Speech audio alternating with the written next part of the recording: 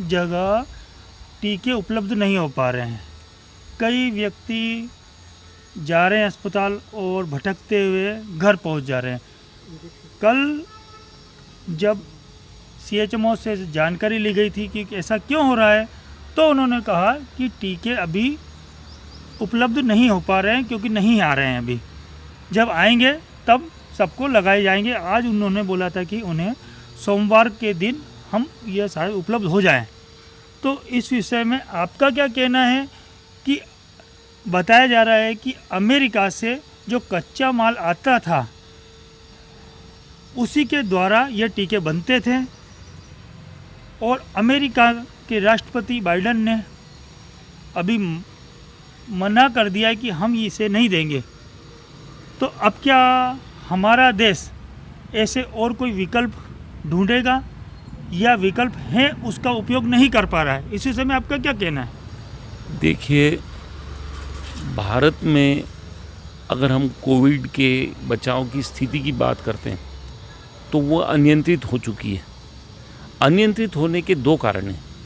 एक तो भारत की प्रशासनिक प्रणाली और दूसरी न्याय प्रणाली, दोनों ही चरमरा गई है और दोनों ने अपनी अंतिम पराकाष्ठा को अब जनता पर थोप दिया है। सबसे पहली बात है कि कोविड के लिए बचाव का टीका लगाया जाए कि कोविड बीमारी से बचने के उपाय ढूंढे जाएं। यहाँ पर दो समस्या हैं। एक, कोविड का वैक्सीन, उसके लिए कच्चा माल। दूसरा, जो कोविड हो चुके हैं, जो कोविड ग्रस्त हैं, उनकी बीमारी को दूर करने के लिए जो इलाज की दवाएं हैं, उसका कच्चा माल। दोनों प्रतिबंधित हो चुके हैं। अब भारत में दो प्रकार का कच्चा माल चाहिए। एक कोविड वैक्सीन के लिए और दूसरा उस बीमारी को दूर करने के लिए जो दवाएं बनने वाली हैं या बन रही हैं उसके लिए। यहाँ पर जो भारत की न्याय प्रणाली है, सुप्रीम कोर्ट, वो एक अगर आदेश जारी कर दे, सिर्फ एक आदेश, जबकि उन्होंने केंद्र सरकार को हरा दिया है। केंद्र सरकार सुप्रीम कोर्ट में हार चुकी है, लेकिन वहाँ पर सिर्फ एक आदेश की आवश्यकता है। अगर ये आदेश रिलीज़ हो जाता है, ये देखिए SLP क्रमांक 24,986 और 24,987 में वर्ष 2015 में SLP दायर हुई है। उसमें 4 नवंबर 2015 को सुप्रीम कोर्ट ने स्टे ऑर्डर भी दे रखा है, लेकिन सुप्रीम कोर्ट ने 2015 के बाद आज दिनांक तक 4/9/2015 की पश्चात आज दिनांक तक उसके क्रियान्वयन को रोक रखा है। और क्रियान्वयन को रोककर भारत सरकार की जो नाकामी है उसको छुपा रखा है। देश की न्याय प्रणाली सुप्रीम कोर्ट अगर सिर्फ इस आदेश को क्रियान्वित ही करवा दे तो भारत में ये समस्याएं सब समाप्त। देखिए, हमारे यहाँ सदियों से विश्व व्यापार संगठन, जो हमारा जो आज दवाओं को नियंत्रित करने वाला जो संगठन वर्ल्ड हेल्थ ऑर्गेनाइजेशन, ये जितने भी ऑर्गेनाइजेशन संयुक्त राष्ट्र संघ ने बनाए हैं वो सब जानते हैं कि नारकोटिक ड्रग संधि बनी हुई है विश्व में। नारकोटिक ड्रग संधि में ऐसा नियम है कि जितने भी खांसी, सर्दी, बलगम, बुखार, जो दर्द निवारक दवाओं के लिए जो भी दवाएं बनती हैं वो सब नारकोटिक ड्रग से बनती हैं। आज देखिए, कोविड CO स्टार्ट होता है तो कोरेक्स देखिए आप, है ना, जितनी भी दवाएं जो कफ सायरप हैं वो सब CO से शुरू होती हैं।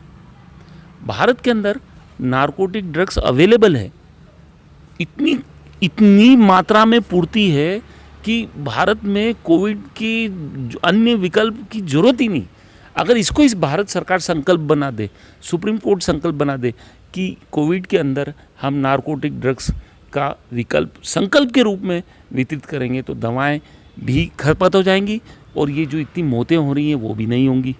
हमारे यहाँ सिर्फ दिक्कत ये है कि हम शॉर्टेज हो रहा है हमारे यहाँ दवाओं का कच्चा माल, और साथ ही साथ जो पैनिक वो हो रहा है, जो न्याय प्रणाली पर विश्वास समाप्त हो रहा है, उससे मुझे ऐसा लगता है कि देश की सुप्रीम कोर्ट को सिर्फ एक क्रियान्वयन आदेश निकालना चाहिए कि हम ने जो निर्णय स्टेट का दिया है, जितने भी हमने जो भी निर्णय हमने नारकोटिक ड्रग्स के बारे में दिए हैं केंद्र सरकार को, भारत सरकार को उस पर स्टे लगा के क्रियान्वयन प्रक्रिया स्टार्ट करने की बात को मूर्त रूप देना चाहिए।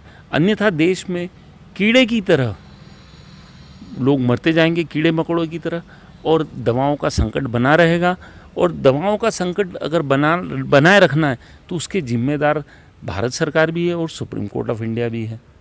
और देश की जनता नारकिक जीवन जीने पर मजबूर हो रही है। अगर ऐसा चलता रहा और अगर जनता ने संज्ञान में ले लिया तो देश में अराजकता फैल जाएगी और साथ ही साथ ये जो कोरोना है ये पूर्णतः नियंत्रण के बाहर हो जाएगा। आपका नाम बताएं। मेरा नाम प्रभात भट्ट, मैं किसानों का संगठन कंसोर्टियम ऑफ कल्टीवेटर्स का प्रतिनिधित्व करता हूँ। साथ ही साथ पिटीशन करता हूँ सुप्रीम कोर्ट में। मैंने नारकोटिक ड्रग्स के समर्थन में ये जो कोविड की जो दवा है उसमें नारकोटिक ड्रग्स को समाहित किए जाने के लिए पिटीशन लगा रखी है।